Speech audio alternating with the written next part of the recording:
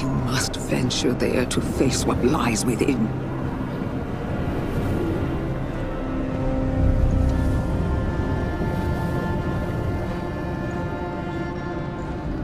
Find it! Rip it apart! Because it's coward.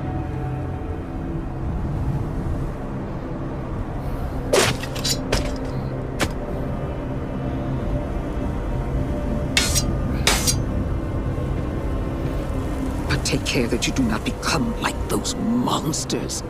Ancient evils dwell in the Forsaken Lands and corrupt everything.